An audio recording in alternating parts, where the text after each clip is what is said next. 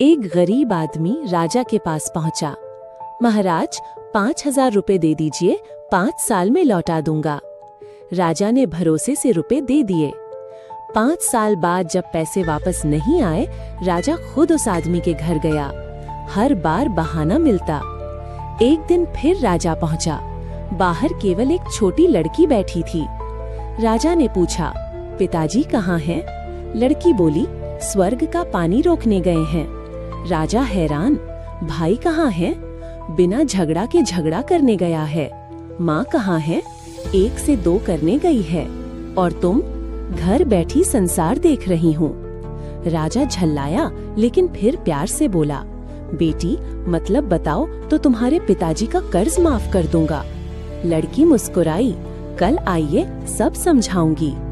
अगले दिन सब मौजूद थे।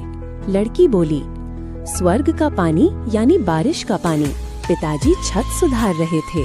भाई कांटे के झाड़ काटने गया था, बिना झगड़े का झगड़ा।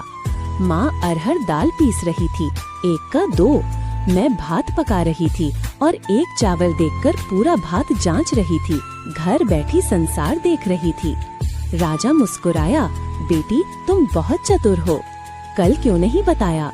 लड़की हंसी, भात जल जाता और घर वाले मानते भी नहीं कि आपने कर्ज माफ किया है। राजा ने मोतियों की माला दी, कर्ज माफ किया और कहा, जरूरत हो तो बेहिचक कहना।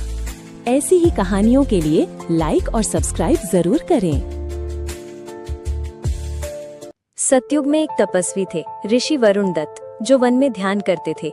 एक दिन एक स्वर्ण रंग का मृग उनकी कुटिया के सामने आकर बैठ गया। वो मृग बोल उठा, हे ऋषिवर, मैं स्वर्ग से गिरा एक देव हूँ। मुझे वापस जाने के लिए किसी तपस्वी की परीक्षा लेनी है। ऋषि चौंके।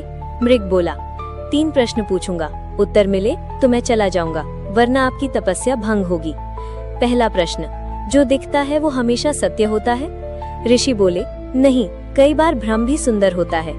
दूसरा प्रश्न, तप का फल क्या है? उत्तर, विनम्रता, न कि घमंड। तीसरा प्रश्न, तुम मुझे रोक सकते हो? ऋषि मुस्कुराए, अगर तुम सत्य हो तो रुकोगे, नहीं तो तुम कोई माया जाल हो।